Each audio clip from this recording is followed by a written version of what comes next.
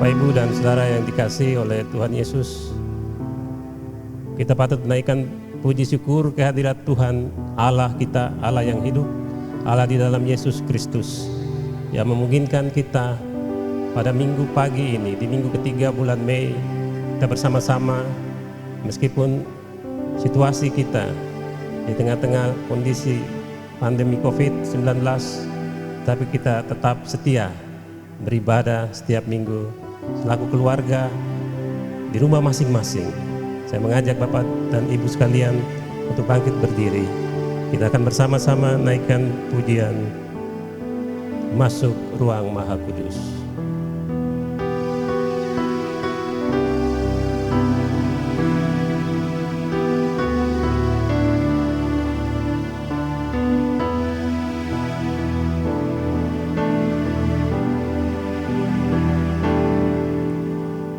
Masuk ruang Maha Kudus dengan darah anak domba. Masuk dengan hati kudus, menyembah yang Maha Kuasa. Masuk ruang Maha Kudus dengan darah anak domba. Masuk dengan hati kudus, menyembah yang Maha Kuasa.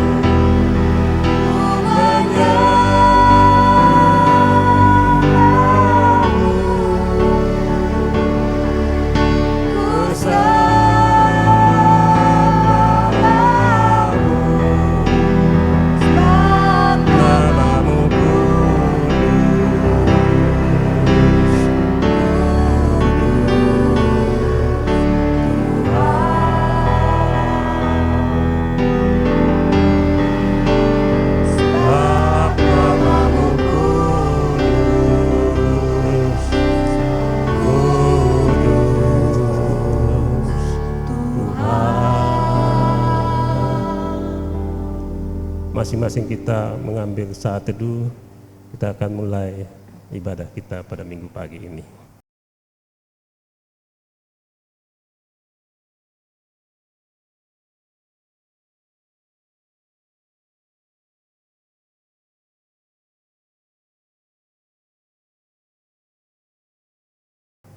Jemaat yang dikasihi Tuhan Yesus Kristus, mari kita siapkan hati kita tabiskan ibadah kita ini dengan satu pengakuan bahwa pertolongan kita adalah di dalam nama Tuhan yang menjadikan langit dan bumi, yang memelihara kesetiaannya sampai selama-lamanya dan yang tidak pernah meninggalkan perbuatan tangannya. Kiranya kasih karunia dan damai sejahtera dari Allah Bapa dan Tuhan kita Yesus Kristus turunlah atas saudara-saudara sekalian. Amin.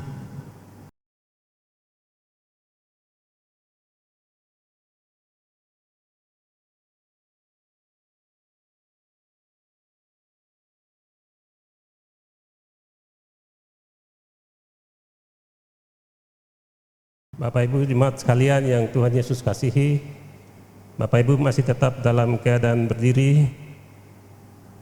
Saya mengundang kita bersama-sama untuk menaikkan puji-pujian, mengagungkan Allah kita, Allah yang hidup, Allah yang telah menebus kita melalui Tuhan Yesus Kristus. Karena itu mari kita agungkan dan kita tinggikan Dia, kita bersama-sama naikkan pujian, sungguh besar Kau Allahku.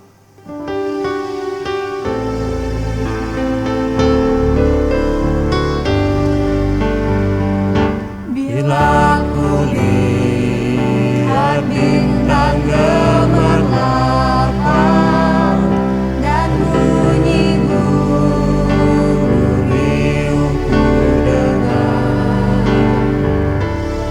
Tuhanku, Kau utus aku heran melihat ciptaanmu yang besar.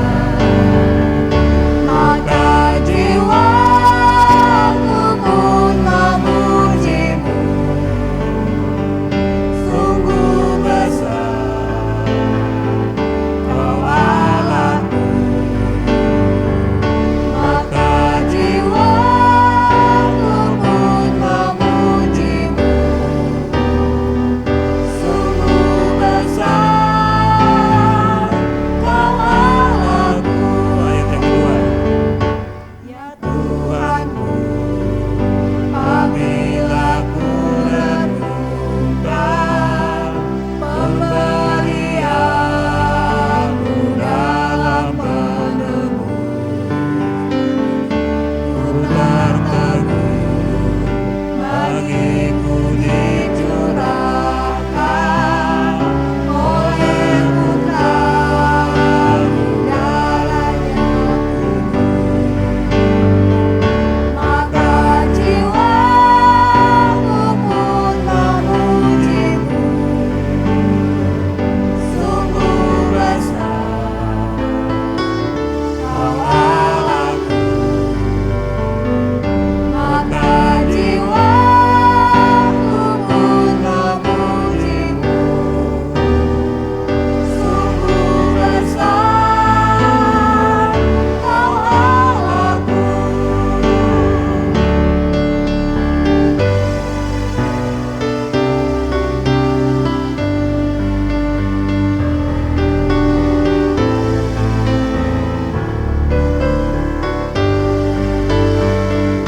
Apabila nanti Kristus memanggilku, sukacitaku amatlah besar, karena terkabullah yang kurindukan, melihat Engkau Tuhanku Bapa. Maka jiwaku pun memujimu, sungguh besar Kau Allahku. Maka jiwaku pun memujimu, sungguh besar Kau Allahku. Bapak Ibu masih tetap berdiri, kita akan bersama-sama berdoa. Bapa di surga, Bapa di dalam nama Tuhan Yesus Kristus, kami mengucap syukur dan terima kasih kepadamu bahwa dalam situasi apapun kami tetap memprioritaskan Tuhan di dalam hidup kami. Di hari perhentian-Mu, hari yang kudus ini, selaku keluarga, selaku jemaat Tuhan, kami bersama-sama mengucap syukur kepadamu. Kami bersama-sama beribadah selaku jemaat Tuhan. Terima kasih atas penyertaan Tuhan sepanjang minggu ini. Tuhan campur tangan dalam setiap usaha dan pekerjaan kami. Kami mengucap syukur. Meskipun dalam keadaan yang demikian sulit, tetapi tidak mengurangi semangat kami masing-masing. Kami percaya bahwa Allah bersama dengan kami. Allah menguasai hidup kami. Bahkan hari esok kami pun kami tahu ada di dalam tangan-Mu. Kami mengucap syukur kepadamu ya Bapa. Bapa di surga, Engkau tahu setiap kami masing-masing. Engkau tahu apa yang kami pikirkan, apa yang kami rencanakan, apa yang kami buat. Jika ada hal-hal yang mendukakan hati-Mu ya Bapa, kami datang kepadamu. Mohon Tuhan, Engkau layakan kami, Engkau sucikan kami, Engkau kuduskan kami semua, supaya kami layak di hadapan-Mu. Inilah doa ucapan syukur kami ya Bapa. Dalam nama Tuhan Yesus Kristus, kami sudah berdoa kepada Bapa di sorga. Amin. Bapak Ibu, kami persilakan untuk duduk. Kita akan bersama-sama mendengar nats pembimbing untuk kita di minggu pagi ini yang terambil dari Kitab Perjanjian Lama, Habakuk pasalnya yang kedua, Habakuk pasal yang kedua ayat yang kedua. Habakuk pasal 2 ayat yang kedua. Kalau Bapak Ibu dan Saudara sudah menemukannya, saya akan membacakan untuk kita semua. Lalu Tuhan menjawab aku demikian, tuliskanlah penglihatan itu dan ukirkanlah itu pada loh-loh, supaya orang sambil lalu dapat membacanya. Bapak, Ibu, dan Saudara, kita akan bersama-sama naikkan pujian dari KPPK nomor 301, Tuhan tak janjikan.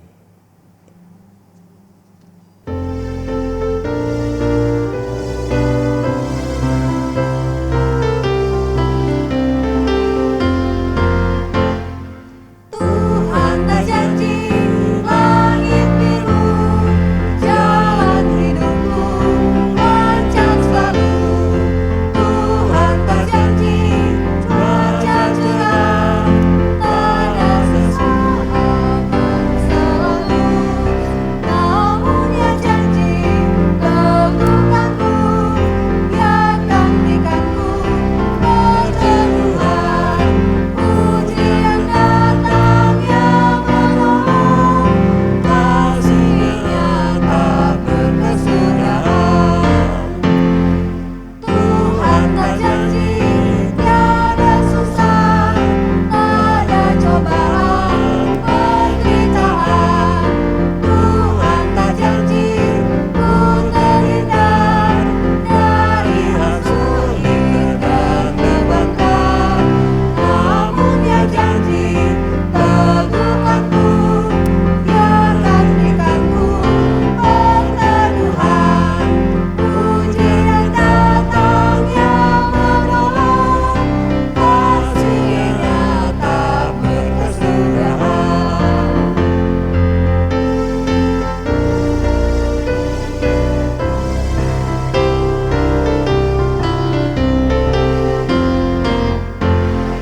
Tuhan tak janji jalan mulus, melantang mudah dilewati. Sungai yang teduh tak berombak, gunung tak kering bagiku. Namun Ia janji teguhkanku, biarkan ikanku berteduhan. Ujian datang yang menolong, kasih-Nya tak berkesudahan.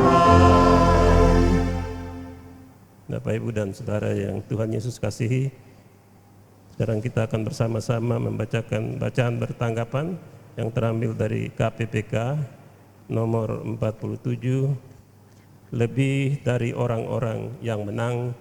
Kita akan membacakan itu secara bertanggapan. Lebih dari orang-orang yang menang. Sebab aku yakin bahwa penderitaan zaman sekarang ini tidak dapat dibandingkan dengan kemuliaan yang akan dinyatakan kepada kita. Kita tahu sekarang bahwa Allah turut bekerja dalam segala sesuatu untuk mendatangkan kebaikan bagi mereka yang mengasihi Dia, yaitu bagi mereka yang terpanggil sesuai dengan rencana Allah. Sebab itu apakah yang akan kita katakan tentang semuanya itu? Jikalau di pihak kita, siapakah yang akan melawan kita? Ia tidak akan menyayangkan anaknya sendiri, tetapi yang menyerahkannya bagi kita semua. Bagaimanakah mungkin Ia tidak mengaruniakan segala sesuatu kepada kita bersama-sama dengan Dia? Siapakah yang akan menggugat orang-orang pilihan Allah? Allah yang membenarkan mereka. Siapakah yang akan menghukum mereka? Kristus Yesus yang telah mati, bahkan lebih lagi, yang telah bangkit, yang juga duduk di sebelah kanan Allah, yang malah menjadi pembela bagi kita. Siapakah yang akan memisahkan kita dari kasih Kristus? Penindasan atau kesesakan, atau penganiayaan, atau kelaparan, atau ketelanjangan, atau bahaya, atau pedang? Seperti ada tertulis, oleh karena Engkau kami berada dalam bahaya maut sepanjang hari. Kami telah dianggap sebagai domba-domba sembelihan. Tetapi dalam semuanya itu, Kita lebih daripada orang-orang yang menang oleh Dia yang telah mengasihi kita. Sebab aku yakin bahwa baik maut maupun hidup, baik malaikat-malaikat maupun pemerintah-pemerintah, baik yang ada sekarang maupun yang akan datang, atau kuasa-kuasa, baik yang di atas maupun yang di bawah, ataupun sesuatu makhluk lain, tidak dapat memisahkan kita dari Allah yang ada dalam Kristus Yesus Tuhan kita. Bapak, Ibu, dan Saudara yang dikasihi Tuhan, kita akan kembali menaikkan pujian. Ada kuasa dalam darah-Nya.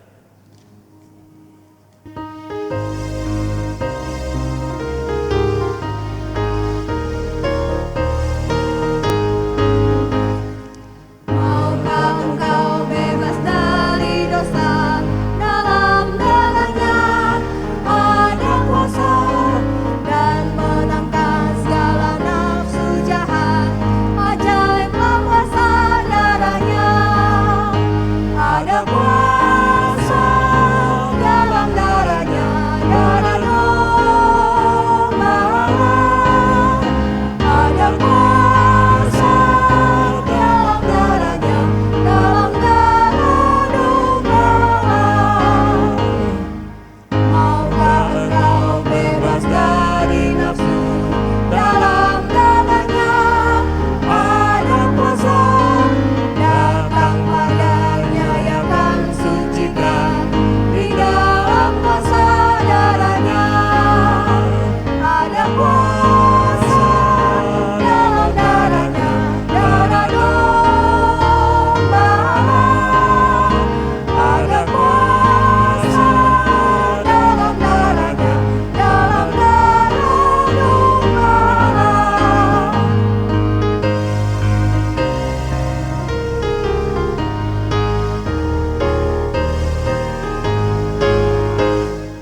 Maukah engkau melayani Yesus, dalam darah-Nya ada kuasa, dan dibasuh oleh darah kudus, di dalam kuasa darah-Nya. Ada kuasa dalam darah-Nya, darah domba. Ada kuasa dalam darah-Nya, dalam darah domba. Bapak, Ibu, dan Saudara yang Tuhan Yesus kasihi, saya mengundang Bapak Ibu untuk bangkit berdiri. Kita akan bersama-sama mengikrarkan pengakuan iman rasuli. Marilah kita bersama-sama berkata demikian. Aku percaya kepada Allah, Bapa yang Maha Kuasa, Halik langit dan bumi, dan kepada Yesus Kristus, Anaknya yang tunggal Tuhan kita, yang dikandung dari Roh Kudus, lahir dari anak darah Maria, yang menderita sengsara di bawah pemerintahan Pontius Pilatus, disalibkan, mati dan dikuburkan, turun ke dalam kerajaan maut. Pada hari yang ketiga, bangkit pula dari antara orang mati, naik ke sorga, duduk di sebelah kanan Allah, Bapa yang Maha Kuasa, dan dari sana Ia akan datang untuk menghakimi orang yang hidup dan mati. Aku percaya kepada Roh Kudus, gereja yang kudus dan am, persekutuan orang kudus, pengampunan dosa, kebangkitan tubuh, dan hidup yang kekal. Amin. Saya persilakan Bapak Ibu untuk duduk kembali. Kita akan bersama-sama menaikkan doa syafaat. Namun sebelumnya kita akan sama-sama menaikkan pujian Yesus Sobat yang Sejati, KPPK 150.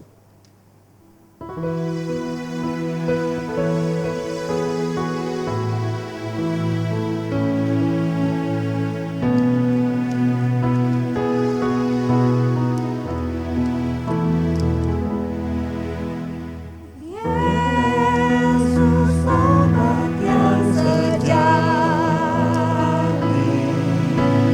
tanggung segala dosaku.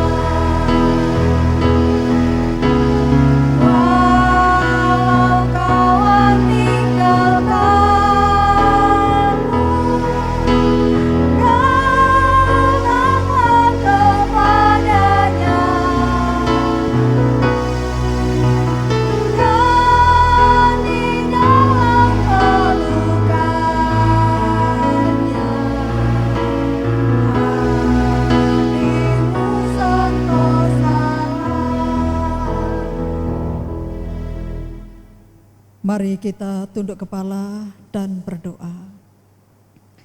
Bapa yang kami sembah di dalam nama Tuhan Yesus, Engkau adalah Allah yang luar biasa, Allah yang memimpin dan memberkati hidup kami. Karena itu pada pagi hari ini, kami sebagai orang percaya patut bersyukur kepada Tuhan. Terima kasih Tuhan untuk penyertaan-Mu dan pemeliharaanmu, terlebih kecukupan di dalam hidup kami, walaupun pada saat ini situasi kami yang sungguh tidak nyaman karena adanya pandemi corona yang menimpa seluruh bumi yang ada ini. Namun kami sebagai orang percaya, kami tetap bersyukur kepada Tuhan karena pemeliharaan dan pertolongan Tuhan. Tuhan, kami berterima kasih untuk jemaat-Mu satu persatu Tuhan. Walaupun kami sebagai manusia tidak tahu kondisi mereka dimanapun mereka berada, tapi Tuhan melihat apapun yang dikerjakan oleh jemaat-Mu, baik sebagai pengusaha, baik sebagai pegawai, maupun Tuhan sebagai karyawan yang saat ini masih tinggal di rumah mereka masing-masing. Kami terus mendoakan Tuhan, Engkau berikan kekuatan dan kesehatan, Engkau cukupi segala kecukupan yang ada di dalam rumah tangga mereka satu persatu. Terima kasih ya Tuhan, kami juga berdoa bagi jemaat-Mu yang saat ini sedang mengalami kelemahan tubuh, baik yang lansia, orang dewasa, anak-anak. Kiranya Tuhan juga memberkati, memberikan kekuatan dan sejahtera di dalam kehidupan mereka masing-masing. Tuhan, kami juga berdoa untuk anak-anak kami yang saat ini Tuhan sudah lulus di SMA, akan melanjutkan ke perguruan tinggi. Namun Tuhan, situasi yang tidak memungkinkan. Bila Tuhan membuka jalan bagi anak-anak kami berdoa untuk masa depan mereka ke dalam tangan-Mu. Biarlah Tuhan memimpin, Tuhan menuntun anak-anak kami sehingga menemukan tempat untuk studi yang baru. Sungguh Tuhan memberkati anak-anak kami. Terima kasih Tuhan, kami juga menyerahkan biaya yang mereka perlukan Tuhan. Engkau berkati kedua orang tua mereka masing-masing, baik yang akan sekolah di TK, SD, SMP, SMA, bahkan ke tempat lain Tuhan, yaitu menempuh perguruan tinggi yang lebih tinggi di mana anak-anak kami akan belajar. Kami menyerahkan semua ini ke dalam tangan-Mu.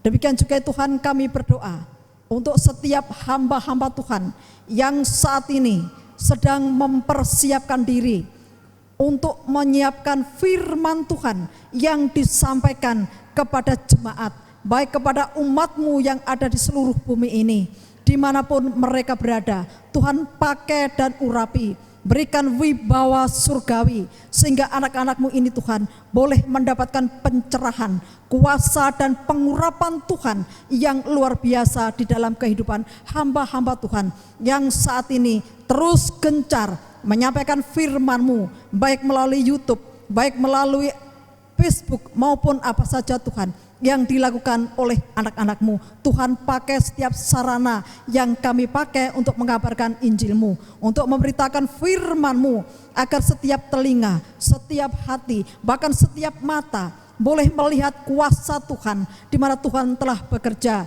di tengah-tengah bumi yang saat ini sedang mengalami kondisi yang kurang menyenangkan, yaitu adanya virus corona yang melanda seluruh bumi. Kami juga menyerahkan Tuhan untuk kondisi Papua yang telah dipimpin baik gubernur, wali kota, bupati, camat, lurah, bahkan RT RW dimanapun mereka berada. Tuhan berikan hikmat dan akal budi, bahkan Engkau berikan Tuhan kekuatan dan kemampuan untuk mencari solusi bagi umat-Mu yang ada di Papua ini, sehingga selesai virus ini melanda kami masing-masing, kami diberikan kekuatan dan kesehatan. Berkati mereka satu persatu Tuhan, berikan hati untuk bekerja keras, untuk bekerja di Papua ini, sehingga kami Tuhan sungguh diberkati, bahkan iman kami terus diperteguhkan oleh Tuhan dan dikuasai oleh Tuhan. Kami juga menyerahkan Tuhan bangsa dan negara kami, presiden sampai kabinet, bahkan jajaran yang terendah, Tuhan saat ini begitu bekerja keras, begitu Tuhan untuk menyelesaikan semua situasi yang pada saat ini. Kami terus mendoakan Tuhan, baik anak-anak-Mu yang Kau percaya sebagai pemimpin, Engkau berkati, Engkau berikan kekuatan dan kesehatan, jauhkan dari sakit penyakit Tuhan. Bahkan juga Tuhan, ketika anak-anak-Mu yang Kau percaya menjadi pemimpin ini, sungguh-sungguh Tuhan Engkau pakai, dan kuasa Tuhan ada di dalam kehidupan mereka. Bahkan Tuhan, anak-anak-Mu yang saat ini sedang mengalami musibah, sedang mengalami Tuhan kehidupan yang kurang menyenangkan, karena Tuhan tidak mendapatkan pekerjaan, karena Tuhan mengalami kekurangan di dalam kehidupan rumah tangga mereka. Bahkan anak-anak pemuda dan pemudi yang saat ini kehilangan pekerjaan, atau yang saat ini tuh menunggu pekerjaan, Tuhan kami yakin dan percaya Engkau tidak membiarkan anak-anak kami menjadi anak-anak yang pengangguran. Tapi biarlah Tuhan, kami terus berharap, kami meminta anugerah dan pertolongan Tuhan. Demikian juga Tuhan bagi anak-anak-Mu yang saat ini sedang mengandung. Tuhan memberkati satu persatu, memberikan kekuatan dan kesehatan. Bahkan janin yang ada di dalam rahimnya, Tuhan berikan pertumbuhan secara sempurna, sehingga kedua orang tua yang Kau percayakan untuk memiliki calon anak ini diberkati oleh Tuhan. Kami juga berdoa bagi mereka yang sudah melahirkan, baik yang masih di rumah sakit maupun yang sudah pulang ke rumah mereka. Tuhan, satu persatu kami mohon berkat-Mu turun ke atas mereka, bahkan memberikan kekuatan dan kesehatan bagi para ibu-ibu yang saat ini sedang melahirkan. Terima kasih ya Tuhan, kami menyerahkan semua pergumulan kami, walaupun kami tidak mengungkapkan satu persatu. Tuhan lebih tahu apa yang kami butuhkan. Karena itu Tuhan, kami mohon berkat dan kuasa-Mu. Sebentar lagi ya Tuhan, kami akan mendengarkan firman-Mu. Tuhan, berkati hamba-Mu yang penuh dengan kekurangan dan kelemahan ini. Tuhan, urapi dan berikan wibawa yang sempurna dari Tuhan, sehingga ketika firman Tuhan ditaburkan, kami tidak sia-sia untuk mendengarkan, tapi firman itu boleh bertumbuh di dalam hati dan kehidupan kami, sehingga kami menjadi anak Tuhan yang terus dibangun, menjadi anak Tuhan yang terus bergantung kepada Tuhan. Terima kasih Tuhan. Inilah doa dan sembahyang kami yang kami naikkan hanya di dalam nama Tuhan Yesus Kristus, Tuhan dan Juru Selamat kami. Kami sudah berdoa. Amin.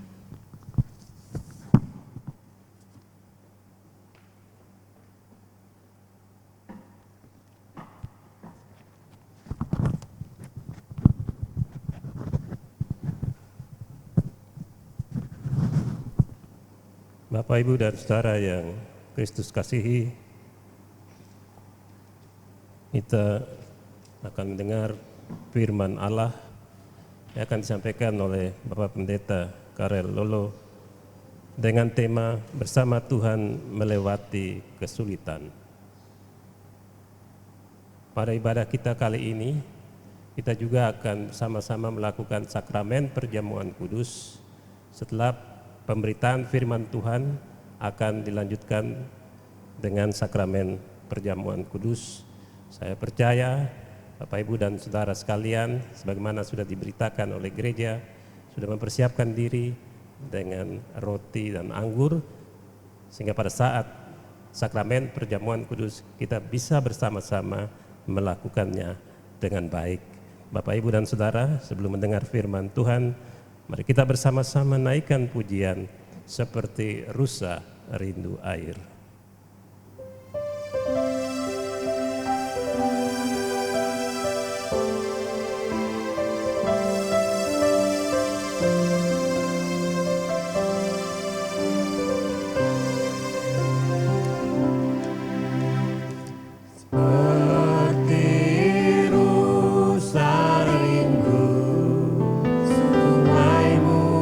Jiwaku rindu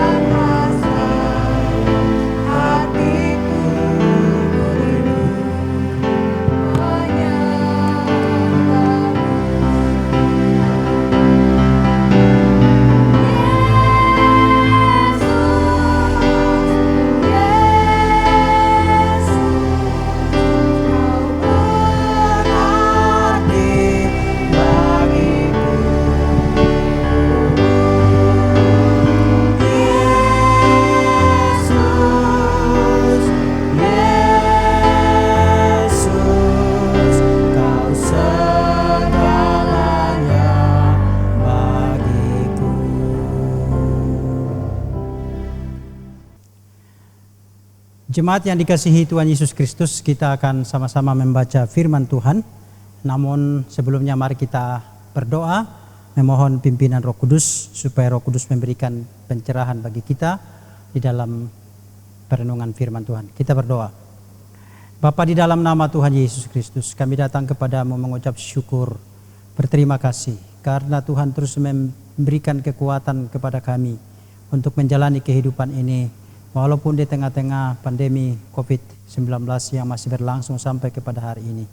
Kami memuliakan Engkau karena Tuhan memelihara kami, mencukupkan segala keperluan hidup kami untuk kehidupan rohani maupun untuk kehidupan jasmani kami.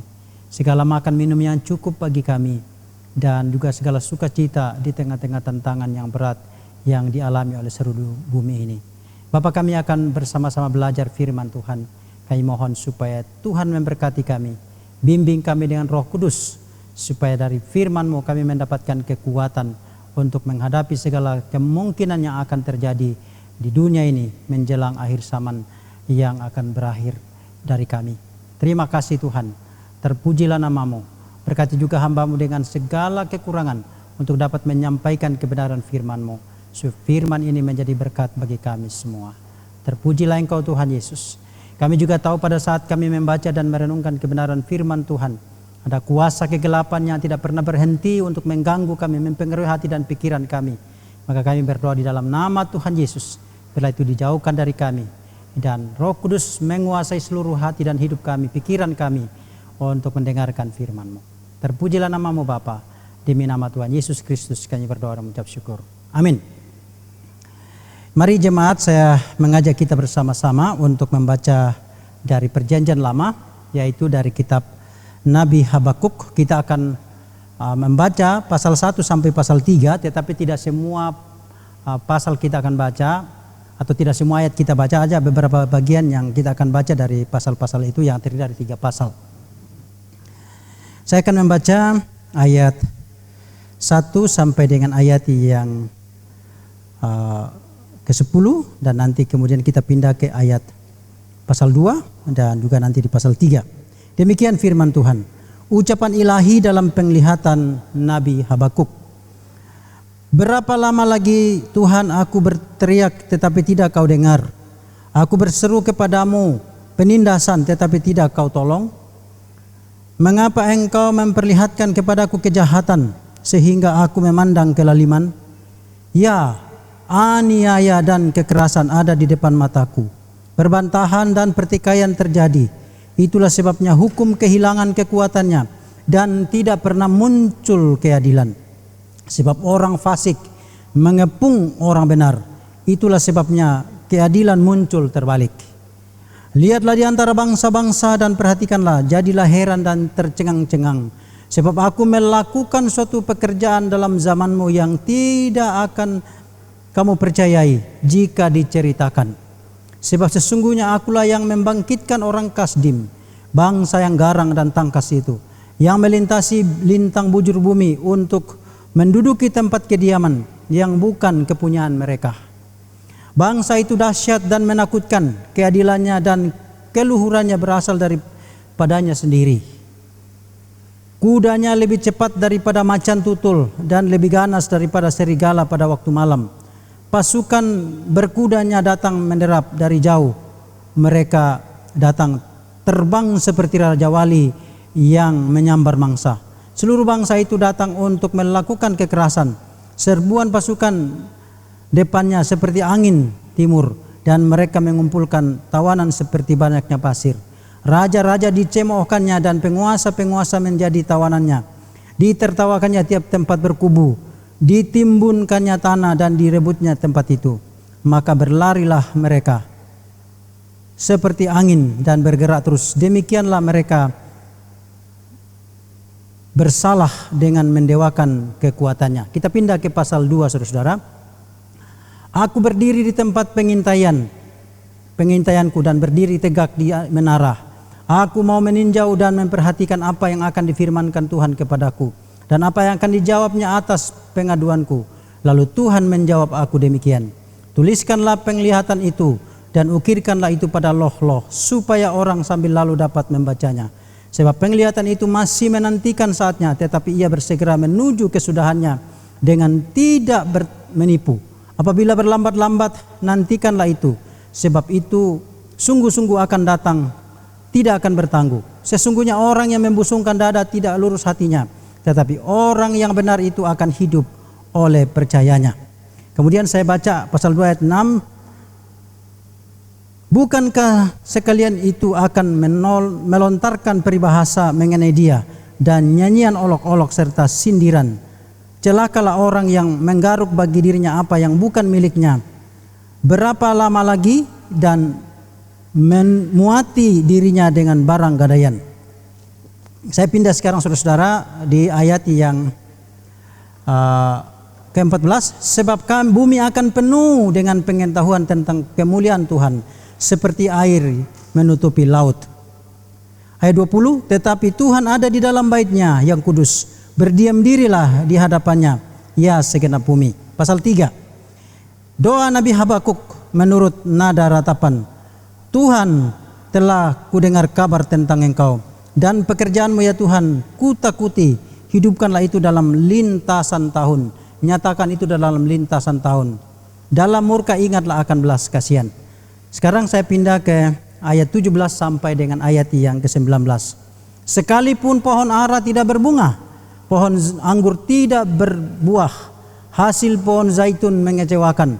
Sekalipun ladang-ladang tidak menghasilkan bahan makanan, kambing domba terhalau dari kurungan, dan tidak ada lembu sapi dalam kandang.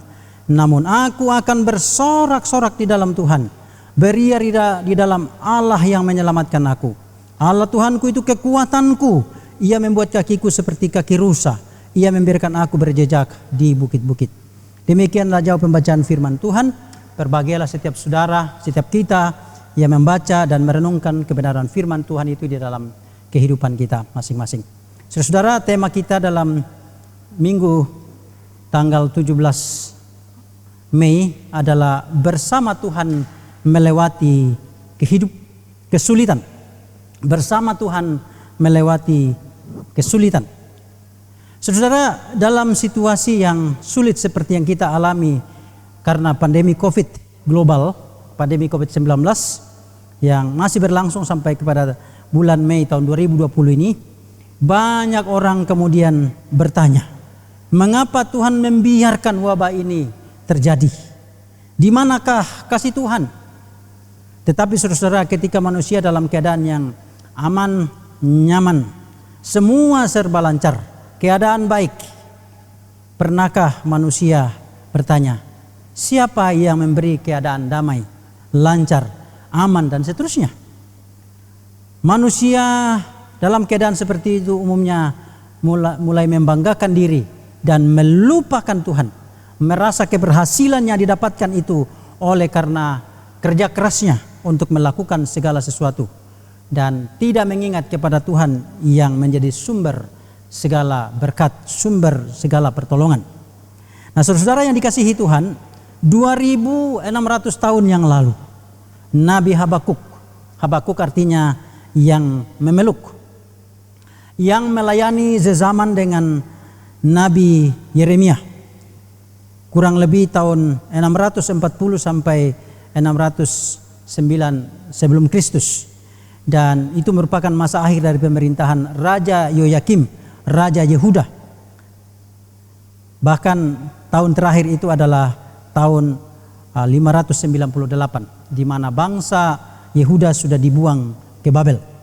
Nah, Tuhan memperlihatkan kepada Nabi Habakuk masa-masa kesulitan yang akan dialami oleh kerajaan Yehuda karena ketidaktaatan mereka kepada Tuhan Allah Israel.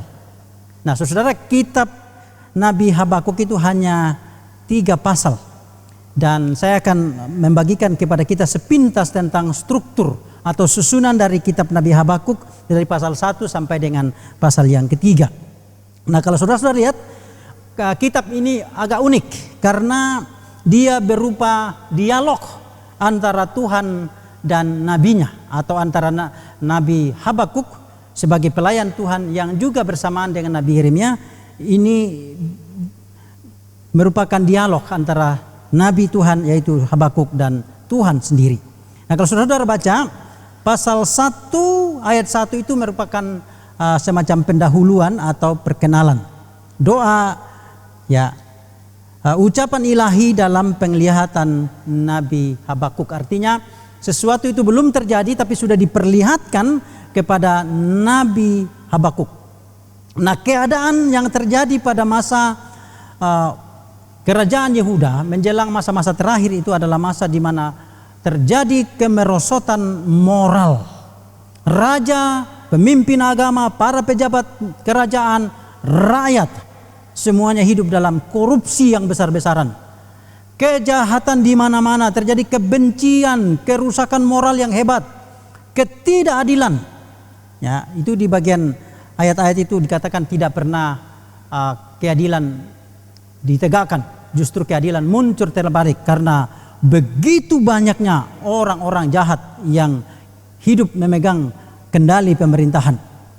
Lalu kemudian Nabi ini bertanya, Tuhan, kenapa keadaan ini seakan-akan Tuhan biarkan? Kenapa Tuhan berdiam diri, tidak melakukan penghukuman terhadap orang-orang yang melakukan kejahatan di tengah-tengah bangsa ini?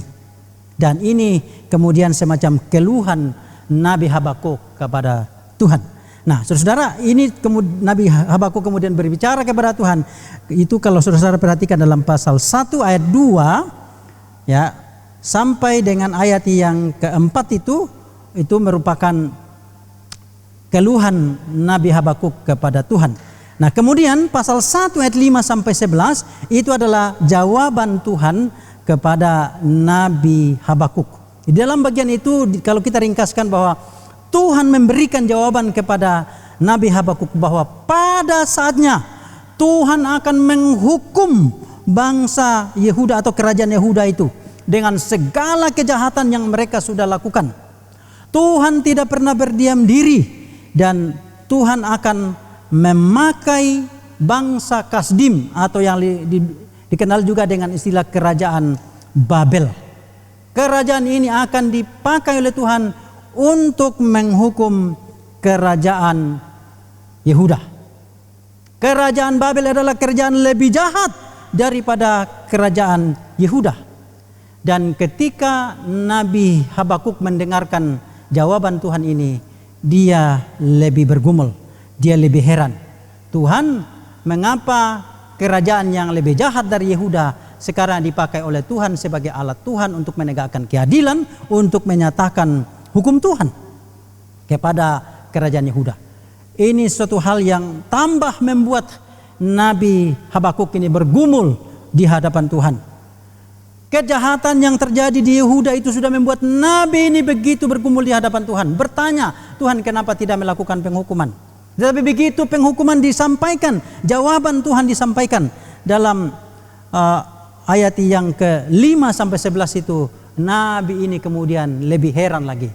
Kok bisa Tuhan orang yang lebih jahat dipakai untuk melakukan pengadilan Tuhan? Nah, saudara yang dikasihi Tuhan, kemudian pasal 1 ayat 12 sampai dengan pasal 2 ayat 1 sampai 5 itu merupakan dialog kedua antara Tuhan dengan Nabi Habakuk. Dalam pasal 1 ayat 12 sampai dengan 17 ya, itu juga merupakan jawaban Tuhan terhadap Nabi Habakuk yang saya katakan tadi memakai kerajaan Babel untuk membuat Yehuda mendapatkan hukuman dari Tuhan. Nabi ini sungguh-sungguh bergumul di hadapan Tuhan. Bukankah bangsa seperti ini seharusnya dihukum oleh Tuhan? Kenapa ini yang dipakai Tuhan untuk melakukan keadilan? Dan kita memperhatikan bahwa sungguh-sungguh kemudian dalam pasal 2 ayat 1 itu Habakuk kemudian dia katakan, saya akan menantikan apa yang Tuhan akan lakukan dengan bangsa Kasdim tetapi juga atas bangsa Yehuda. Kemudian pasal 2 ayat 2 sampai 5 itu juga merupakan jawaban Tuhan kepada Nabi Habakuk bahwa Babel yang sombong itu, yang mengandalkan kekuatannya sendiri, mengandalkan kekayaannya, tidak akan bertahan. Pada akhirnya bangsa Babel atau Kasdim itu sendiri juga akan dihukum oleh Tuhan, walaupun dia sudah dipakai oleh Tuhan menjadi alat penghukuman bagi kerajaan Yehuda. Dia sendiri akan dihancurkan. Yang akan bertahan sesungguhnya adalah orang yang beriman setia kepada Tuhan, yang bergantung sepenuh-penuhnya kepada Tuhan. Dan itulah dikatakan oleh Tuhan kepada Nabi Habakuk dalam pasal 2 ayat 4b. Orang benar itu akan hidup oleh percayanya atau oleh imannya. Kemudian saudara perhatikan dalam bagian berikutnya, yaitu pasal 2 ayat 6 sampai 20, itu merupakan celaan atau ucapan kutuk terhadap bangsa Babel yang dipakai oleh Tuhan untuk menghukum kerajaan Israel dengan segala kejahatan yang mereka lakukan. Ada saudara paling tidak kalau kita baca di dalam pasal 2 mulai ayat 6 itu ada 5 kali kata celakalah. Nah, saudara perhatikan di dalam pasal 2 ayat 6b maksud saya. Yang pertama di sini dikatakan celakalah orang yang menggaruk bagi dirinya apa yang bukan miliknya. Berapa lama lagi? Kemudian ayat 9, celakalah orang yang mengambil laba yang tidak halal untuk keperluan rumahnya, untuk menempatkan sarangnya di tempat yang tinggi dengan maksud melepaskan dirinya dari genggaman malapetaka. Kemudian yang ketiga saudara dalam ayat 12, celakalah orang yang mendirikan kota di atas darah dan meletakkan dasar benteng di atas ketidakadilan. Sesungguhnya bukankah dari Tuhan semesta alam asalnya bahwa bangsa-bangsa bersusah-susah untuk api dan suku-suku bangsa berlela-lela untuk sia-sia. Sebab bumi akan penuh dengan pengetahuan tentang kemuliaan Tuhan seperti air yang menutupi dasar lautan. Keempat saudara, celakalah orang yang memberi minum sesamanya manusia bercampur amarah, bahkan memabukkan dia untuk memandang auratnya. Yang kelima saudara ayat 19, celakalah orang yang berkata kepada sepotong kayu, terjagalah, dan kepada sebuah batu bisu, bangunlah. Masakan dia itu mengajar. Jadi saudara, inilah kondisi yang dinilai Tuhan pada bangsa Babel ini, yaitu mengandalkan kekuatannya, bahkan berhala-berhala, ilah-ilah mereka itu menjadi andalannya. Tapi Tuhan katakan itu tidak akan mampu menolong. Jadi ada 5 ucapan celaka atau celaan terhadap kerajaan Kasdim atau kerajaan Babel itu. Ketika Nabi Habakuk bergumul, kenapa Tuhan ini yang dipakai untuk menghukum? Kenapa mereka sendiri tidak dihukum? Tuhan katakan mereka pasti dihukum, tapi tunggu Tuhan menyatakan maksudnya dulu kepada Yehuda, baru kemudian penghukuman itu juga akan berlangsung. Lalu yang keempat saudara kita lihat dari struktur ini, yaitu pasal 3 ayat 1 sampai 19. Nah, kalau saudara perhatikan di dalam pasal 3 ini itu dimulai dengan doa Nabi Habakuk menurut nada ratapan. Jadi pasal 3 ayat 1 itu semacam pendahuluan. Lalu kemudian pasal 3 ayat 2 sampai dengan ayat yang ke-16 atau lebih tepatnya itu ayat 15, itu merupakan doa permohonan Nabi Habakuk kepada Tuhan supaya Tuhan campur tangan dalam semua kesulitan yang terjadi dan yang akan dialami oleh seluruh bangsa Yehuda yang didatangkan Tuhan kepada mereka, yaitu kerajaan Kasdim, untuk menghukum, menghancurkan mereka.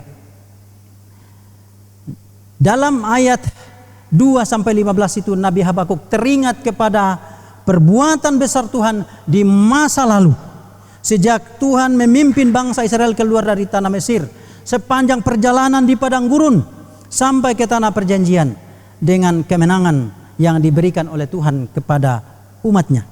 Nabi Habakuk berdoa kepada Tuhan agar Tuhan berkenan melakukan hal yang sama pada Nabi Habakuk, di mana dia melayani pada kerajaan Yehuda.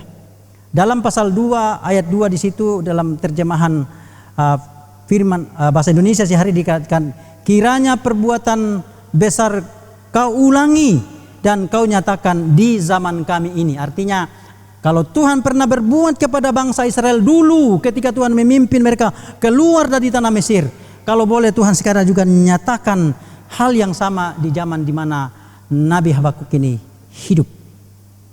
Kemudian pasal 2 ayat 16 itu Nabi Habakuk berkata bahwa ketika mendengar tentang penghukuman yang akan diterima kerajaan Yehuda dari kerajaan Babel, ia gemetar, kakinya lemah, tetapi ada sikap yang benar, yakni dengan tenang menghadapi kesulitan yang ditimbulkan kerajaan Babel bagi kerajaan Yehuda. Dan yang terakhir saudara, kalau kita lihat struktur itu bagian pasal yang ketiga ayat yang ke-17 sampai dengan 19. Harapan Nabi Habakuk. Harapan dan iman Nabi Habakuk di tengah-tengah kesulitan. Sebagai perwujudan dari apa yang Tuhan katakan dalam pasal 2. Orang benar itu akan hidup oleh percayanya atau oleh imannya kepada Tuhan. Nah saudara, ayat ini dikutip di dalam Perjanjian Baru sebanyak 3 kali. Dikutip oleh Rasul Paulus dalam Roma pasal 1 ayat yang ke-17. Ketika Paulus berkata, Injil itu adalah kekuatan Allah yang menyelamatkan. Dan ayat 17 dikatakan, seperti ada tertulis, orang benar itu akan hidup oleh karena imannya kepada Tuhan. Lalu kemudian juga dikutip dalam Galatia pasal 3 ayat 11. Orang benar akan hidup oleh iman. Dan juga dalam Ibrani pasal 10 ayat 38. Ini dalam konteks yang berbeda-beda. 1 ayat ini dikutip di dalam 3 kitab di dalam Perjanjian Baru. Nah saudara yang dikasihi Tuhan, pelajaran apa yang bisa kita ambil dari kitab Nabi Habakuk ini dalam tema bersama Tuhan melewati kesulitan. Di zaman kita ini saudara, khususnya dalam menyikapi pandemi COVID-19 di tahun 2020 yang sedang kita hadapi saat ini. Ada 4 bagian penting yang saya akan bagikan dari teks ini sehubungan dengan tema kita saudara. Yang pertama, pahami bahwa Tuhan bekerja dalam sejarah. Tuhan bekerja di dalam segala sesuatu. Tidak ada sesuatu pun yang terjadi di dunia ini secara kebetulan. Nah saudara, mari kita kembali membaca pasal 1 ayat yang ke-12. Bukankah engkau ya Tuhan dari dahulu Allahku yang maha kudus, tidak akan mati kami ya Tuhan. Kau tetapkan dia untuk menghukum. Ya gunung batu, telah kau tentukan dia untuk menyiksa. Jadi saudara, waktu Nabi Habakuk menerima penglihatan bahwa bangsa Kasdim atau kerajaan Babel itu akan dipakai untuk menghancurkan kerajaan Yehuda yang tidak setia kepada Tuhan ini, Nabi Habakuk berkata, bukankah engkau ya Tuhan dari dahulu Allahku? Artinya Nabi ini memahami bahwa dari sejak kekekalan itu Tuhan sudah bekerja. Sebelum ada segala sesuatu, sebelum ada ciptaan, Tuhan sudah bekerja. Dan sekarang ketika Tuhan sedang melaksanakan apa yang menjadi penghukumannya bagi kerajaan Yehuda ini, dia juga sedang bekerja. Tuhan tidak lepas kontrol terhadap apa yang sedang terjadi. Perhatikanlah yang saya katakan tadi dalam ayat 12 itu. Engkaulah Tuhan kami, Tuhanku dari dahulu. Hal ini diucapkan oleh Nabi Habakuk setelah ia tahu bahwa kejahatan Yehuda akan dihukum Tuhan menggunakan kerajaan Babel. Artinya saudara, baik kerajaan Yehuda yang akan dihukum oleh Tuhan dan Babel yang akan melaksanakan penghukuman Tuhan sama-sama dikontrol oleh Tuhan. Keduanya akan mendapat hukuman akibat dosa mereka. Dalam terjemahan bahasa Indonesia sehari-hari saudara, pasal 1 ayat 12 dikatakan, sejak dahulu engkau adalah Allah, engkau Allah yang suci dan kekal. Jadi artinya Tuhan tidak pernah berlaku tidak adil, baik kepada Yehuda maupun kepada kerajaan Babel ini. Dari kekekalan Tuhan sudah bekerja. Sebelum ada ciptaan termasuk manusia. Tuhan bekerja di dalam sejarah termasuk di masa kesulitan kerajaan Yehuda. Ketika Tuhan memperlihatkan penghukuman dan kesulitan ekonomi yang juga akan terjadi di kerajaan Yehuda ini. Tuhan terus bekerja. Termasuk saudara-saudara di zaman kita seperti sekarang ini, dalam masa pandemi COVID tahun 2019 yang lalu sampai kepada tahun 2020 ini yang melanda seluruh dunia, Tuhan sedang bekerja.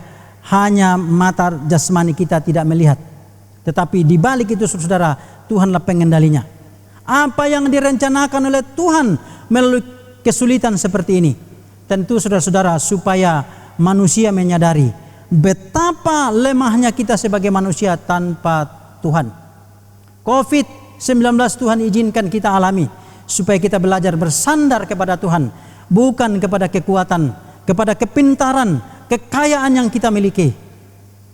Termasuk saudara-saudara, COVID-19 juga dikendalikan oleh Tuhan. Ini adalah alat Tuhan untuk menyadarkan kita supaya manusia tahu bahwa manusia memerlukan Tuhan. Itu bagian yang pertama. Bagian yang kedua saudara-saudara, tetap beriman di tengah kesulitan. Inilah yang tadi kita baca di dalam pasal 2 ayat 4 bagian terakhir itu. Sesungguhnya orang yang membusungkan dada tidak lurus hatinya. Perhatikan, tetapi orang yang benar itu akan hidup oleh percayanya. Dalam masa-masa sulit seperti sekarang ini saudara-saudara, ada orang yang mempertanyakan kebaikan Tuhan. Kalau Tuhan itu baik, kalau Tuhan itu kasih, mengapa banyak manusia yang mati? Padahal saudara-saudara, kalau tidak ada pandemi COVID pun, setiap hari banyak ribuan manusia, puluhan ribu mungkin mati di seluruh dunia, tapi tidak ada orang bertanya. Tetapi khususnya ketika ada penyakit seperti ini, ketika beritanya terjadi kemana-mana, karena kita semua bisa melihat di televisi, lihat di berita-berita, di HP kita masing-masing kita bisa melihat, seakan-akan itu di blow up ke seluruh dunia, seakan-akan itu kematian yang paling besar. Padahal di dalam sejarah saudara-saudara ada kematian yang lebih besar. Ya, kalau dalam perang dunia kedua saudara-saudara bisa tahu bahwa 6 juta orang Yahudi dibunuh oleh Hitler di dalam kem-kem konsentrasi. Tapi karena kita tidak ada pada masa itu, maka kita tidak perhatikan. Tapi kalau saudara baca sejarah, maka saudara akan tahu bahwa akibat perang dunia kedua itu puluhan juta manusia mati saudara-saudara. Dan pandemi COVID ini belum sampai ratusan ribu manusia mati.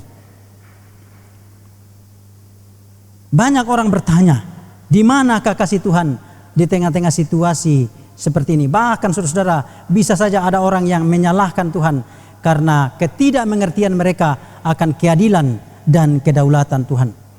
Tuhan katakan kepada Nabi Habakuk, dalam keadaan sulit dan penuh penderitaan seperti itu, orang benar tetap beriman kepada Tuhan.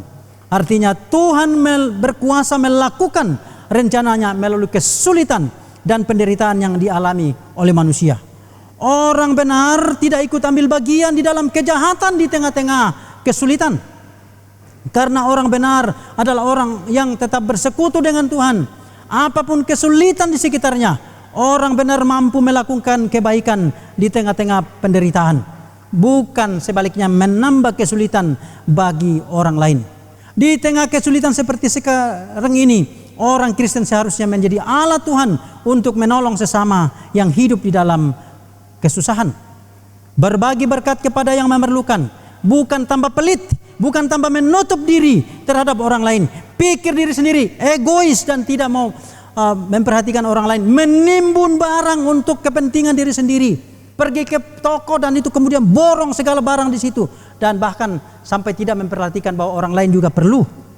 Ini keegoisan saudara yang ketika orang sudah hidup di dalam kekhawatiran yang berlebihan seperti itu, maka akan melakukan borongisasi saudara-saudara.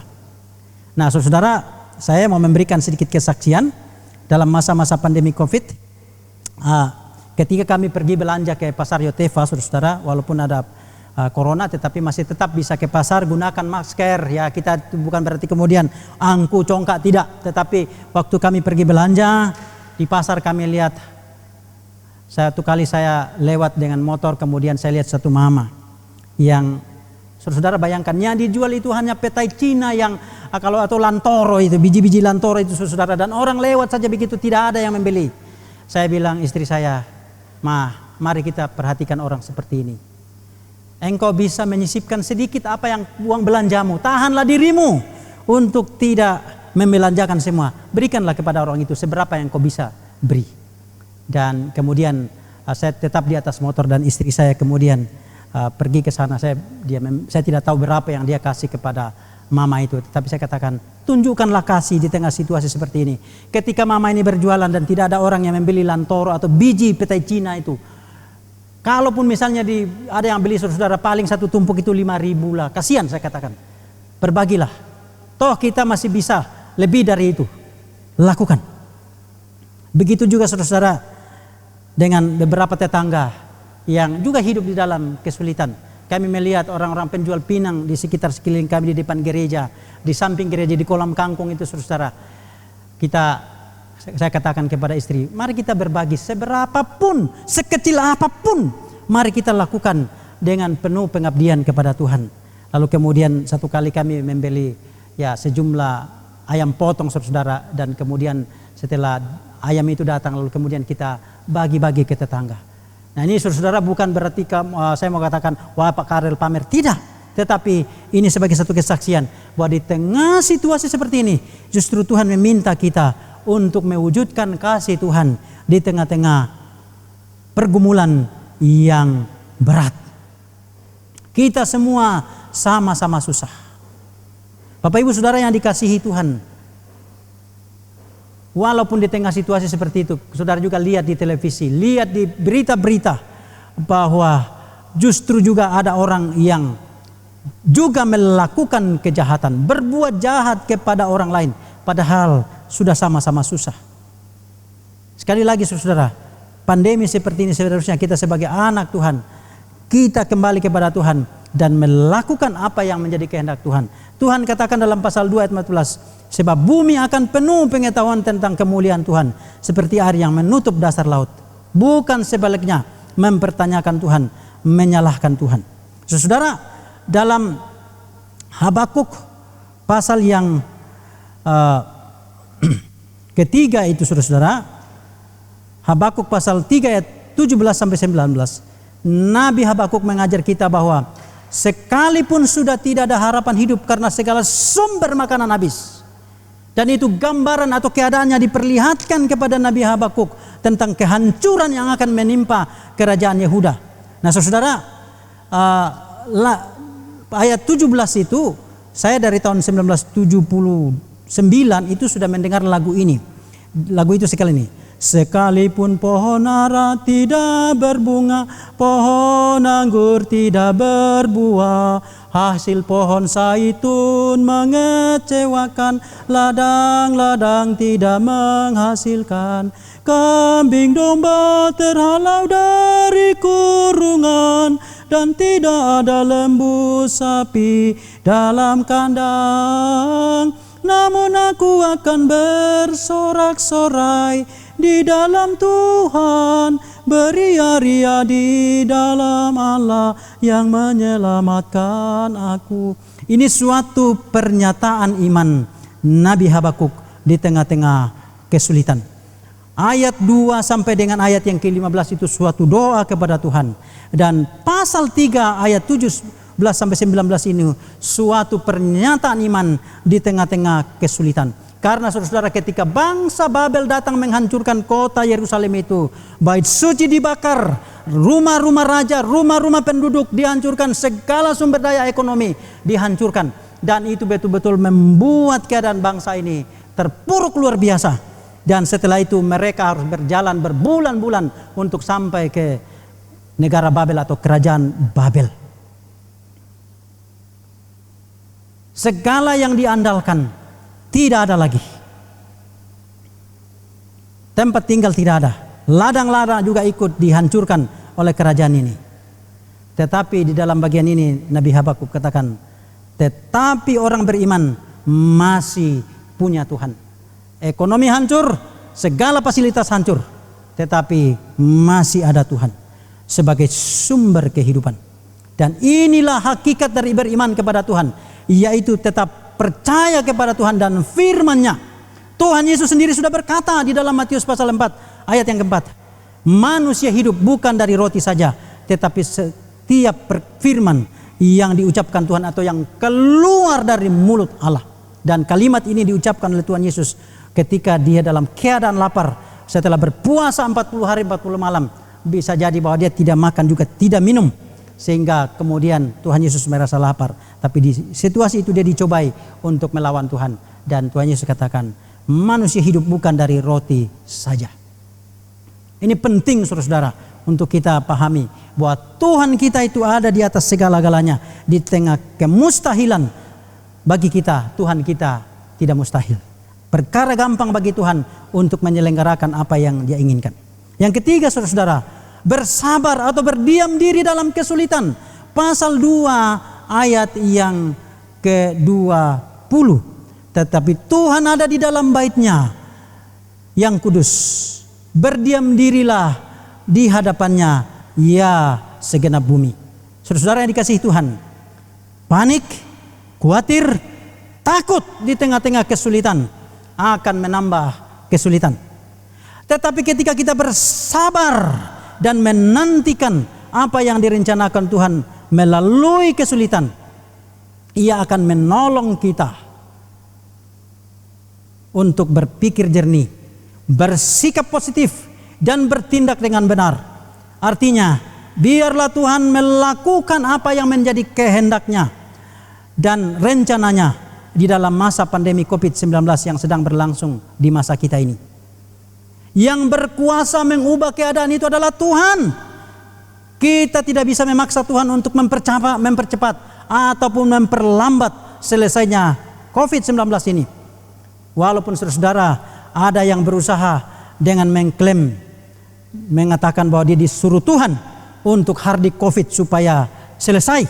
Bahkan dia katakan bahwa setelah masa Paskah itu akan selesai.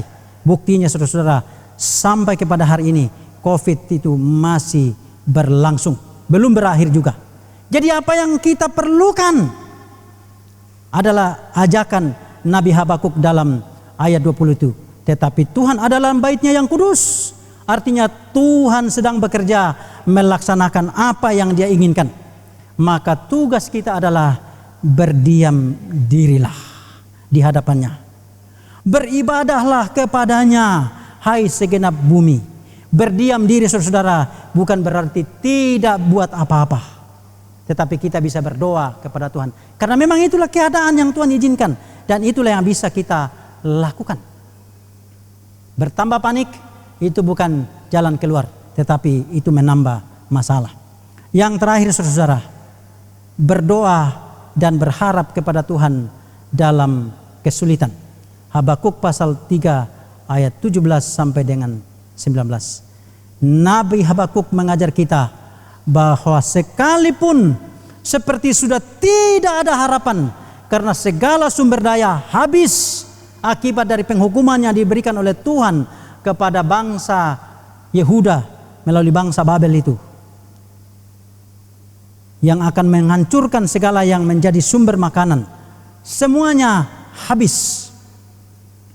Bukan saja bangunan bait suci, rumah raja, penduduk, rumah penduduk dan sebagainya, tapi sekali lagi sumber-sumber makanan dihancurkan sama sekali. Tidak ada lagi yang bisa dimakan. Apa yang bisa dilakukan selain dari berdoa dan berharap kepada Tuhan yang mengatur segala sesuatu? Siapa yang bisa pastikan bahwa COVID-19 ini akan berakhir pada bulan Juni 2020? Tidak ada yang tahu. Memang saya lihat di pemberitaan pemerintah itu bahwa nanti mulai bulan Juni itu akan ada semacam pelonggaran terhadap PSBB itu.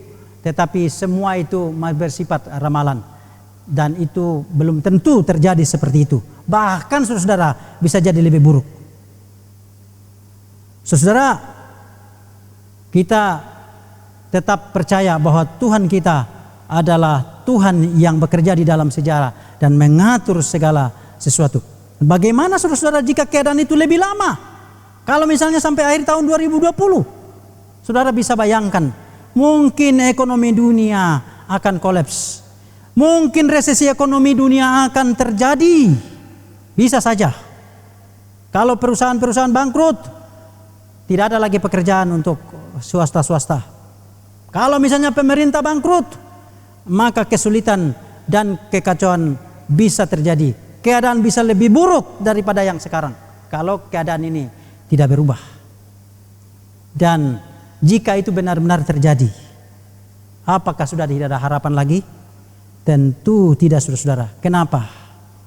Orang dunia ini bisa berkata seperti itu, tetapi bagi kita orang beriman masih ada Tuhan yang merupakan sumber kehidupan, yang bisa dan sanggup mengadakan segala yang kita perlukan. Bagi orang beriman selalu ada harapan. Itu sebabnya penulis surat Ibrani dalam pasal 6 ayat 19-20 katakan, pengharapan itu adalah sau yang kuat dan aman bagi jiwa kita yang telah dilabuhkan atau telah ditambatkan sampai ke belakang tabir, di mana Yesus Kristus telah masuk sebagai perintis bagi kita ketika ia menurut peraturan Melkisedek menjadi imam besar sampai selama-lamanya. Kristus ada di dalam kerajaannya di sorga dan kita ada di sini, tetapi pengharapan kita sudah tertambat jauh ke depan. Iman kita sudah terikat ke sana, maka peganglah iman.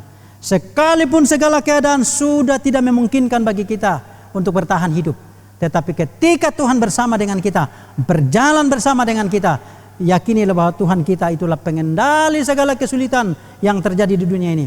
Dan Dia mau supaya dengan keadaan demikian kita betul-betul bergantung kepadanya. Inilah hakikat beriman kepada Tuhan, yaitu tetap percaya Tuhan dan firman-Nya, bahwa manusia hidup bukan dari roti saja. Waktu segala sumber makanan tidak ada lagi, tidak ada yang dijual di pasar, tidak ada yang dijual di toko. Seorang sudah tidak bisa ke laut karena misalnya tidak ada lagi yang menggali minyak atau memompa minyak dari tanah, bahan bakar tidak ada lagi. Bisa terjadi demikian. Tetapi bagi kita, Tuhan kita adalah Tuhan yang hidup, yang mengatur segala sesuatu. Matius 4 ayat 4 itu yang tadi kita sudah baca di pertengahan itu. Kalimat yang diucapkan oleh Tuhan Yesus bahwa manusia hidup bukan dari roti saja. Itu bukan ucapan kosong, tetapi itu ucapan iman yang sungguh-sungguh untuk kita bisa percaya kepada perkataan Kristus. Saudara, artinya Kristus ada bersama kita. Dia adalah Immanuel. Kita dapat menjalani dan melewati kesulitan yang sedang melanda dunia ini bersama dengan Tuhan. Tuhan kita adalah Tuhan yang hidup. Tidak ada jalan buntu bagi Tuhan. Tuhan tetap adalah Tuhan yang bekerja. Biarlah saudara dan saya berharap kepadanya, berdoa kepadanya. Ketika kita tidak mampu mengubah keadaan dan kita hanya bisa berdiam diri, kita hanya bisa berdoa, maka nantikanlah Tuhan untuk bertindak. Dia akan lakukan apa yang menjadi kehendaknya sampai seluruh maksudnya di dalam pandemi COVID ini tergenapi dan kita akan berjalan tetap bersama dengan Tuhan apapun keadaan dunia ini. Tuhan Yesus memberkati kita sekalian. Amin. Mari kita berdoa. Bapa di sorga, terima kasih banyak karena di tengah kemustahilan Engkau Tuhan yang hidup bagi kami. Engkau Tuhan yang berjalan bersama dengan kami dan iman kami arahkan kepada Tuhan. Sekalipun ladang-ladang tidak menghasilkan, kambing, domba, lembu, sapi terhalau dari kurungan, hasil pohon zaitun mengecewakan, tetapi Tuhan kami adalah Tuhan pencipta alam semesta yang mengadakan segala sesuatu dari tidak ada menjadi ada. Kami mempercayai Tuhan kami yang hidup seperti itu, dan Tuhan kami ada dalam segala situasi ini. Kami bersyukur kepadamu bahwa sampai kepada detik ini kami masih bisa makan dan minum. Kami masih dapat menikmati segala yang baik dari Tuhan. Walaupun di sekitar kami ada pandemi COVID, kami masih bisa beraktivitas karena Tuhan kami Tuhan yang hidup. Terpujilah nama-Mu Bapa, demi nama Tuhan Yesus Kristus kami berdoa. Amin. Saudara-saudara yang dikasihi Tuhan Yesus Kristus, kita akan melanjutkan dengan perjamuan kudus. Saya harap saudara-saudara bisa mempersiapkan hati dengan baik di rumah masing-masing, dan kita akan mengikuti perjamuan ini dengan hikmat. Oleh karena itu saudara-saudara, kami dari gereja ini akan memandu saudara-saudara untuk dapat mengikuti perjamuan kudus Namun sebelumnya kami akan bersama-sama mengikuti pembacaan 1 Korintus pasal 11 ayat 23 sampai dengan 26 sehubungan dengan aturan-aturan yang harus kita perhatikan di dalam perjamuan kudus. Demikian firman Tuhan. Sebab apa yang telah kuteruskan kepadamu telah aku terima dari Tuhan, yaitu bahwa Tuhan Yesus pada malam waktu ia diserahkan mengambil roti, dan sesudah itu ia mengucap syukur atasnya. Ia memecah-mecahkannya dan berkata, "Inilah tubuhku yang diserahkan bagi kamu. Perbuatlah ini menjadi peringatan akan aku." Demikian juga ia mengambil cawan sesudah makan, lalu berkata, "Cawan ini adalah perjanjian baru yang dimeteraikan oleh darahku. Perbuatlah ini setiap kali kamu meminumnya menjadi peringatan akan daku. Sebab setiap kali kamu makan roti ini dan minum cawan ini, kamu memberitakan kematian Tuhan sampai ia datang kembali." Saudara-saudara yang dikasihi Tuhan Yesus Kristus, mari sama-sama kita dengan rendah hati di hadapan Tuhan mau memeriksa hati kita. Kita mengakui segala kesalahan dan dosa kita di hadapan Tuhan sebelum kita masuk ke dalam mengambil roti dan minum anggur bersama-sama. Mari kita sama-sama berdoa. Bapa, di dalam nama Tuhan Yesus Kristus, kami ada terbuka di hadapan-Mu. Tidak ada sesuatu pun yang dapat kami sembunyikan dari pemandangan mata Tuhan yang ada di dalam hati dan pikiran kami. Engkau mengetahui hati dan pikiran kami. Oleh karena itu ya Tuhan, kami datang kepadamu. Kiranya Tuhan berkenan mengampuni segala kesalahan dan dosa kami yang sudah kami perbuat kepada Tuhan, melawan kehendak Tuhan, baik melalui perkataan dan perbuatan kami, sikap dan tingkah laku kami kepada Tuhan, maupun juga terhadap sesama kami. Siapapun itu Tuhan, yang olehnya kami telah menyakiti mereka, ampunilah kami dan sucikan kami dengan darah Tuhan Yesus, supaya kami layak dan diperkenan oleh Tuhan untuk memasuki perjamuan Tuhan yang Tuhan perintahkan untuk kami lakukan demi mengingat akan pengorbanan dari Tuhan Yesus Kristus di atas kayu salib untuk menanggung segala hukuman dosa kami. Terima kasih banyak Bapa, terpujilah namamu. Demi nama Tuhan Yesus Kristus kami sudah berdoa dan mengucap syukur. Amin. Saudara-saudara, perlu ditegaskan di sini bahwa perjamuan ini diberikan atau dilayankan kepada jemaat yang sudah sidi atau baptis dewasa dan yang tidak dalam penggembalaan khusus.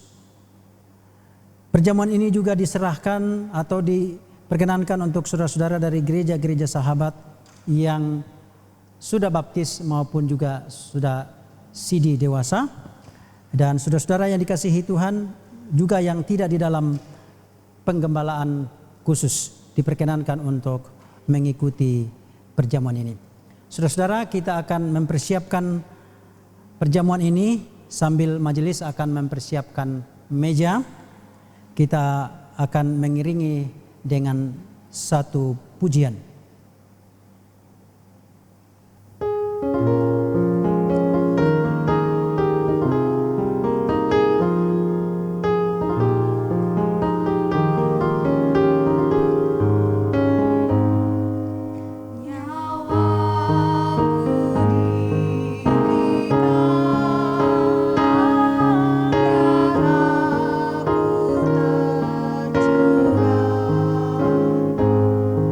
Kau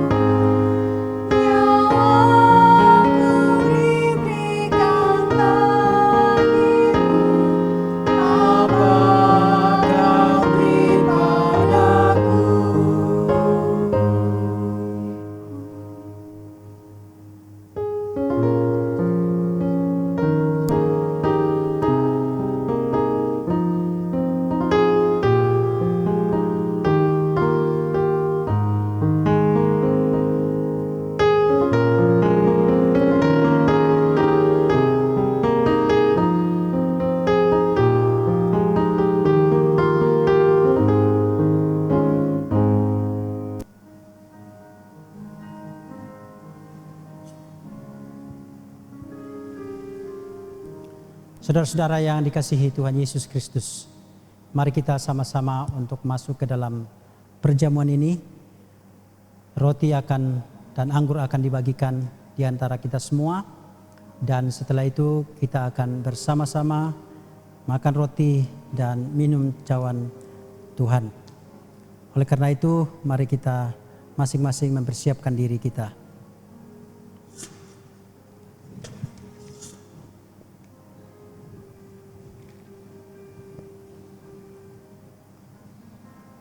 Saudara-saudara yang dikasihi Tuhan Yesus, pada malam sebelum Tuhan Yesus diserahkan, Ia mengadakan perjamuan terakhir dengan murid-muridnya dan berkata, "Inilah tubuhku yang dipecahkan bagi kamu. Perbuatlah ini menjadi peringatan akan aku." Demikian juga Dia mengambil cawan lalu berkata, "Inilah darahku, darah perjanjian. Perbuatlah ini menjadi peringatan akan daku." Saudara, roti akan dibagikan dan kita semua di rumah masing-masing dapat mempersiapkan itu dengan sebaik-baiknya.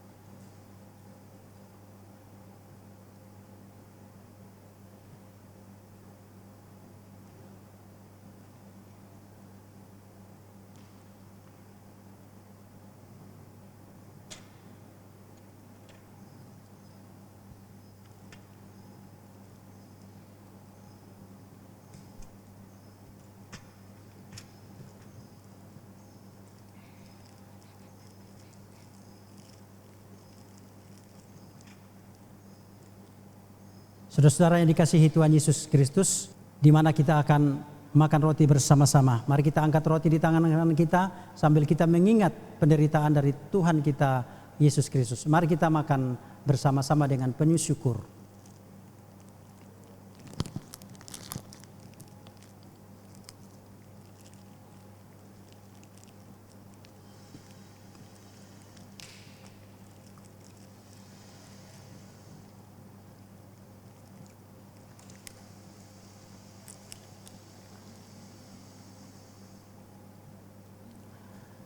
Dengan penuh hikmat, mari kita juga mengangkat anggur di tangan kanan kita dengan terus mengingat akan Tuhan Yesus Kristus yang sudah menumpahkan darahnya bagi kita. Mari kita minum bersama-sama.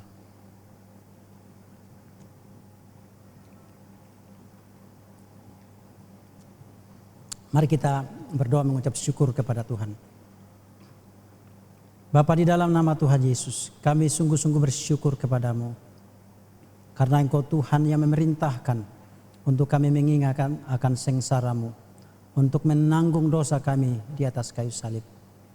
Kami bersyukur untuk tubuh dan darah Tuhan yang boleh kami terima dengan iman akan pengorbanan dari Tuhan Yesus Kristus yang mengampuni, yang menyelamatkan kami dan mengembalikan kehidupan yang kekal itu kepada kami melalui kematian dan kebangkitan Tuhan Yesus Kristus.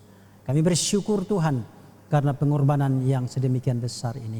Biarlah Tuhan kami terus mengingat akan Engkau. Mata iman kami tertuju kepadamu. Berkati seluruh jemaat-Mu dengan mengikuti perjamuan ini. Dan biarlah Tuhan kami terus setia mengikut Tuhan sepanjang hidup kami. Terpujilah nama-Mu Bapa, demi nama Tuhan Yesus Kristus.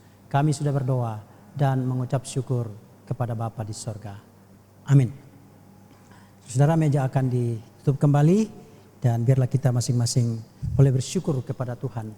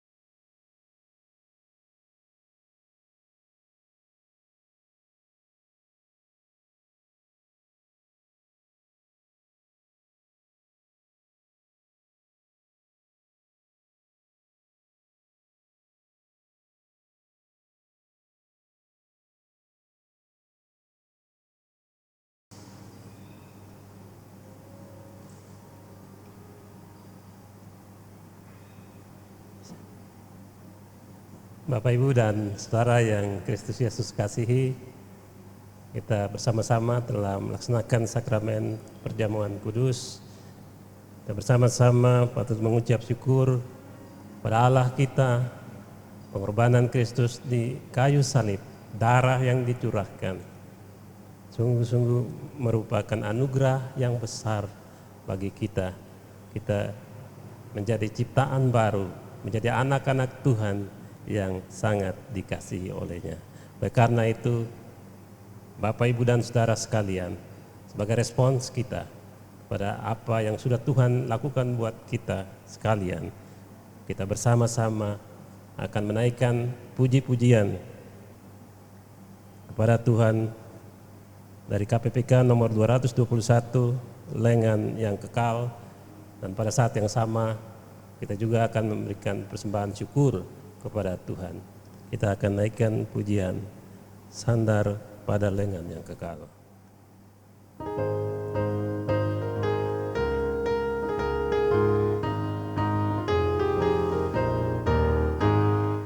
Amatlah senang dan bahagia, sandar pada lengan yang kekal. Amat berlimpah damai berkat-Nya, sandar pada lengan yang kekal. Sandar, sandar, ku aman tiada bahaya. Sandar, sandar, sandar pada lengan yang kekal. Indah Jalan musafir, sandar pada lengan yang kekal.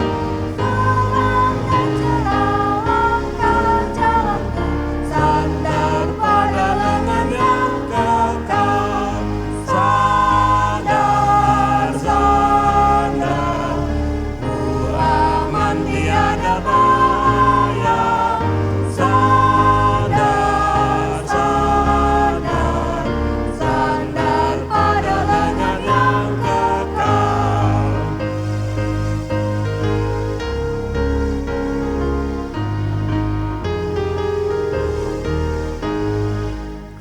Takkan cemas, ku takkan takut, sandar pada lengan yang kekal. Hatiku aman, ya di sisiku, sandar pada lengan yang kekal. Sandar, sandar, ku aman tiada bahaya. Sandar, sandar, sandar pada lengan yang kekal.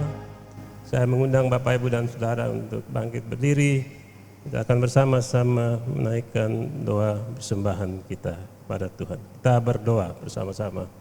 Bapa di sorga, kami mengucap syukur dan terima kasih Tuhan telah menyertai setiap Bapak, Ibu, dan saudara dalam setiap aktivitas masing-masing, pekerjaan mereka. Kami percaya bahwa apa yang kami peroleh semuanya itu berasal daripadamu. Bukan saja berkat-berkat jasmani, tetapi juga berkat-berkat rohani. Kami mengucap syukur. Pada kesempatan ini kami boleh membawa persembahan syukur kami kepada Tuhan. Tuhan melihat hati kami masing-masing. Kami memberi dengan sukacita sebagaimana Tuhan sudah memberkati kami masing-masing. Bapa di sorga, kami berdoa menyerahkan setiap Bapak, Ibu, dan saudara yang sudah memberikan persembahan syukur ini. Kiranya Tuhan Yesus, Engkau sendiri akan melimpahkan berkat pada mereka masing-masing, ya Bapa. Berkati usaha dan pekerjaan mereka.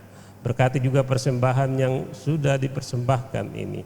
Kiranya boleh dipakai untuk pelayanan pekerjaan Tuhan.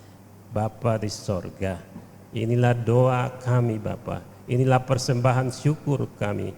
Dalam nama Tuhan Yesus Kristus kami sudah berdoa. Amin. Bapak, Ibu, dan saudara, saya mengundang untuk bangkit berdiri.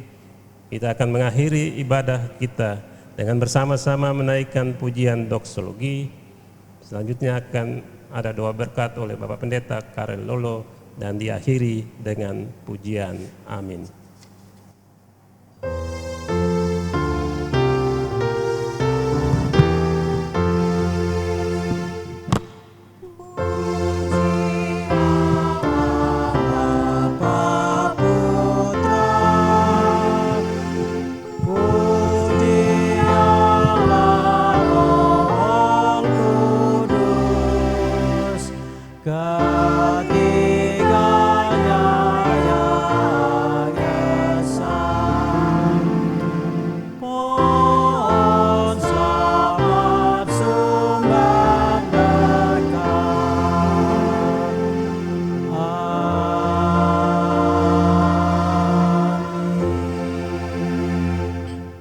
Jemaat yang dikasihi Tuhan Yesus Kristus, mari kita arahkan hati kepada Tuhan.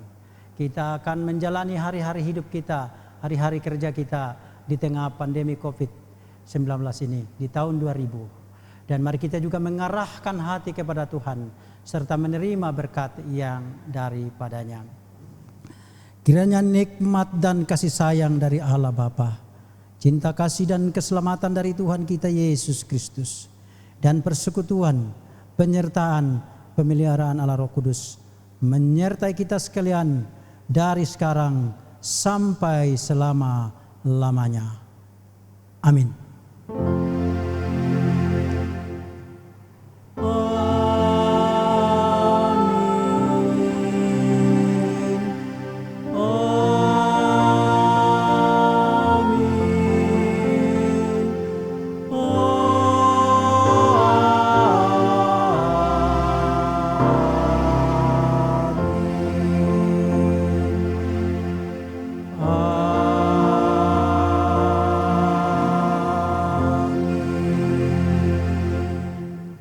Saudara-saudara dipersilakan duduk, kemudian ambil waktu teduh sejenak. Selamat hari Minggu, Tuhan Yesus memberkati kita.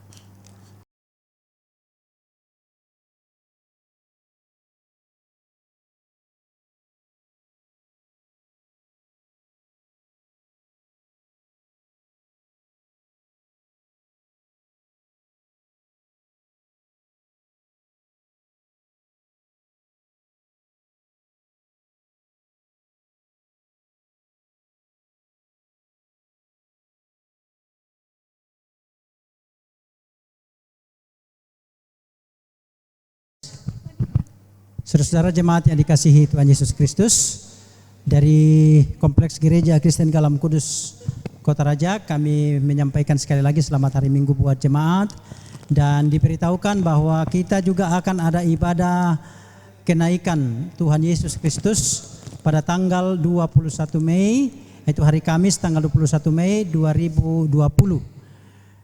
Jadi mengingatkan sekali lagi kepada seluruh jemaat di tempat masing-masing, juga kepada seluruh simpatisan, bahwa kita akan ada ibadah pada hari Minggu, maksudnya ibadah pada hari Kamis tanggal 21 Mei untuk memperingati hari kenaikan Tuhan kita Yesus Kristus ke surga. Dan kemudian pada hari Minggu berikutnya kita juga akan beribadah kepada Tuhan. Tuhan Yesus memberkati kita sekalian. Shalom.